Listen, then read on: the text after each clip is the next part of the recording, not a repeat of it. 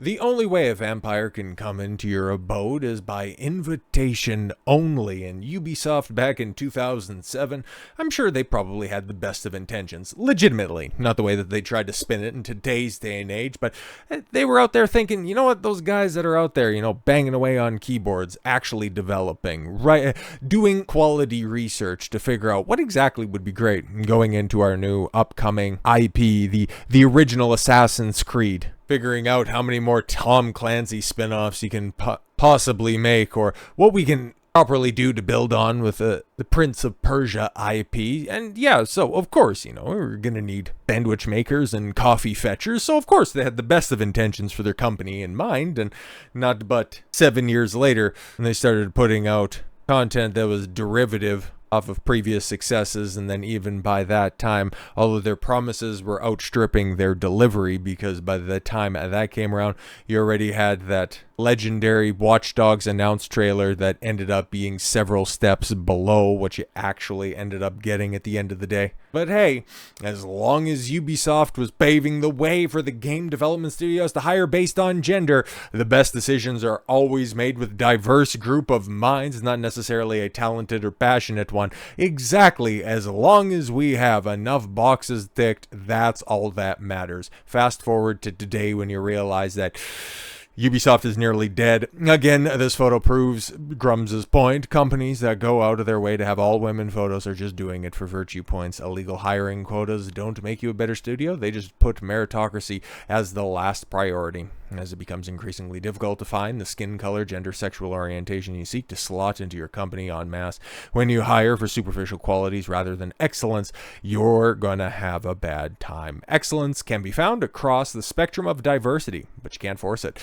Make it happen and expect it to take a sub-5 minority group, putting aside women here, and expect to fill 50% of your positions with it effectively. You try to force too many square pegs into round holes. Not literally, I'm sure there's a bunch of lawsuits, and you just take a look over at Blizzard and Activision for proof of concept on that one. But you stray away from quality entertainment to important entertainment, and then finally, nobody's entertainment because your studio is in full-throated collapse. Monetization director at Ubisoft, Stevie Chassard, that sounds about right, lashes out at gamers and fellow developers. Yeah, this guy had a bit of a meltdown recently. Stevie Chassard, the monetization director at Ubisoft. Oh, he's been having a tough one this year, starting off the year with gamers will not own their games, and they will just have to get used to that, to everybody pointing out how, the studio has been failing with their over-the-top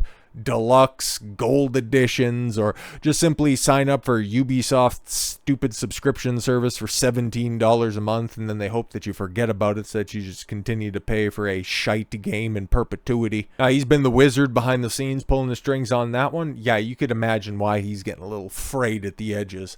Lashed out at gamers and his fellow developers in wake of the company's postponing Assassin's Creed Shadows and admitting its sales of Star Wars Outlaws were softer than expected. What's the rumor that's out there? Outlaws shipped 1 million copies, which I'm sure that there are a lot of indie games, a lot of smaller AAA games that would be over the moon selling 1 million copies in a month. That's pretty good, but not when you're paying that much. Not when you're a studio that pioneered the idea of the quadruple A experience, and then also having the Star Wars IP shipping and moving 1 million copies. That's not special. That is a 5-alarm disaster. Not even mentioning just how awful the game is.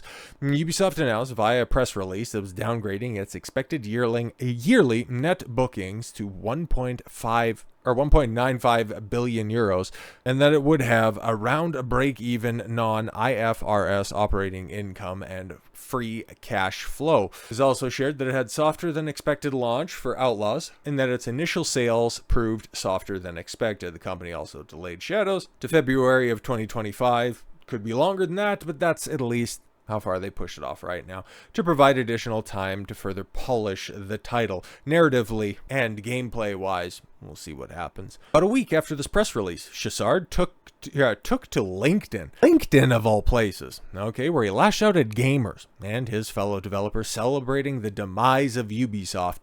Well, to be fair, as somebody who has tracked and played a fair amount of Ubisoft games throughout the years, right? Like I'm no outside observer. Obviously, I haven't played Outlaws like so many people have, and it's been a while since I've gone back to Assassin's Creed games. But I bought the original Watch Dogs and was completely and totally disappointed with it. I played Assassin's Creed games all the way up till Black Flag, and I started to play a little bit of Far Cry 5. I rolled credits on 3 and 4. I was disappointed after Voss had died in 3, and the Pagan Min was just repackaging of Voss, and 5 just, it was so goddamn boring. But yeah, to see Ubisoft struggling like it is right now, to see what's going on behind the scenes, their downfall is totally deserved, and the people that orchestrated this downfall, well, you deserve to lose your job. I don't know what else to tell you. You did bad work, now you're paying the consequences of this. He wrote, I rarely post on social media, but today I am sad. Aw, he feels sad, guys. We can't go too hard on him, okay? Ashamed and sad. The gaming industry is rough at the moment. We all know it, but seeing how gamers react on social medias, wishing ill fate to companies and people alike is sad, and not only towards Ubisoft. See, he's trying to share the load with the rest of the industry, right? Guys, it isn't just us, it's the entire industry that's falling directly on its face. Just don't look over there at companies like Saber Interactive, Game Science, Shift Up, people that are reaping the benefits of just putting out quality games that people want to play. No. It's just people wanting to see the collapse of well-meaning developers. Yeah, sure. This is the hack who's trying to pick up every gamer by their ankles and wring them of every last red cent. But looking at your average gamer and looking at this wafy fruit, yeah, I don't really think he's going to be picking up anybody, let alone a gamer by their ankles. He was probably on the receiving end of that in high school and thought that, hey, I go ahead and show them in 20 years' time, I'm going to take over all their IPs and ruin them from the inside out. Oh, look who will get the last laugh. But the guys who don't give a shit that the games industry is imploding and the fact that you will be out of a job here in a few weeks, yeah, okay, cool. Even though it was always the vocal minority that expressed themselves on social media, says the guy writing this absolutely self-aggrandizing maudlin tripe whose profile picture looks like a 1-year anniversary of successful hormone replacement therapy. Like, what are we doing here? I was hurt and ashamed to be a part of this community.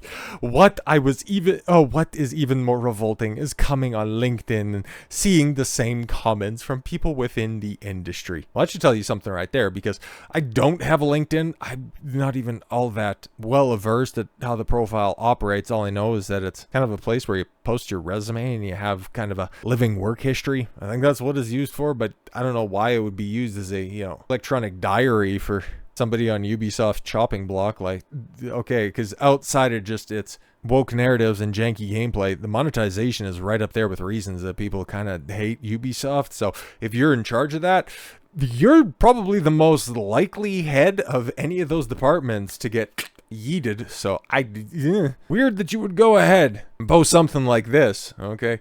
On top of exposing yourself as clearly non-decent human being, you are affecting thousands of employees that are already impacted by all the hate despite doing their best to deliver incredible experiences. Well, here's the thing, okay?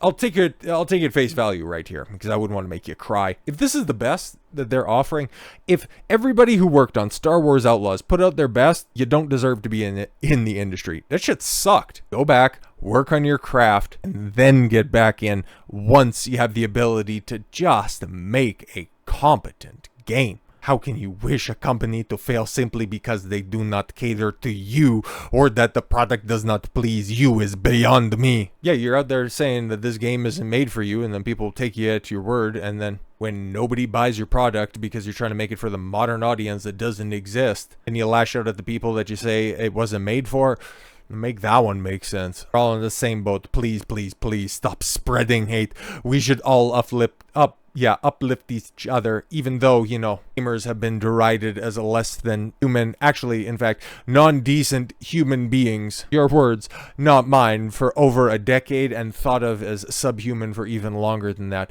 We should just simply uplift each other, even though so many of them intrinsically hate the video game industry. Just cast all of that stuff aside, right? This will likely be lost on Chassard, but Ubisoft and many of his fellow employees are the ones pushing the hate through, yes, their commitment to woke ideology.